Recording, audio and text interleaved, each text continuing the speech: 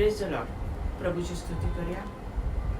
आपण एकमेकावर प्रीती करावी, कारण प्रीती देवाकडून आहे आणि जो कोणी प्रीती करतो तो प्रत्येकजण देवापासून जन्मलेला आहे आणि देवाला तो ओळखतो.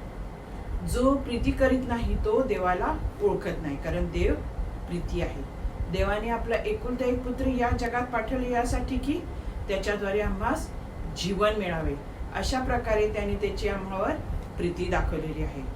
आम्ही देवावर प्रीती केली असे नाही, तर आम्हावर त्यांनी प्रीती केली व आपल्या एकुलत्या एका पुत्राला आमच्या पापाकरिता प्रायश्चित म्हणून पाठवले. यातच खरी प्रीती आहे. जर देवाने आमच्यावर अशा प्रकारे प्रीती केली तर आम्ही एकमेकावर प्रीती केलीच पाहिजे. देवाला कोणी कधी पाहिले नाही, पण जर आपण एकमेकावर प्रीती केली तर देव आपल्यामध्ये राहतो आणि त्याची प्रीती आपल्यात काय होते, पूर्ण होते. अशा प्रकारे आम्ही समजू शकतो की तो आमच्यामध्ये राहतो आणि आम्ही त्याच्यामध्ये राहतो. त्याने त्याच्या आत्म्यातून आपल्याला दिली आहे.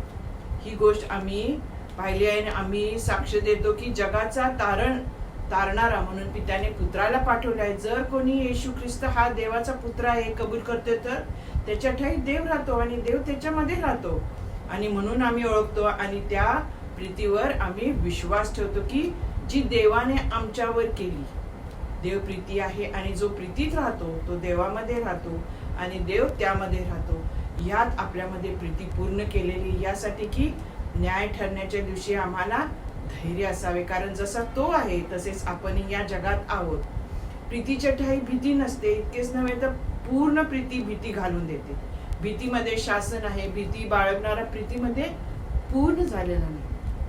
पहिल्याने त्याने आम्हावर प्रीती केली म्हणून आपण प्रीती करतो. मी देवावर प्रीती करतोय असे म्हणून जर कोणी आपल्या बंधूचा द्वेष करत आहे तर तो लबाड आहे, कारण डोळ्यापुढे असलेल्या आपल्या बंधूवर जो कोणी प्रीती करीत नाही त्यास न पाहिलेल्या देवावर प्रीती करता येणं शक्य नाही.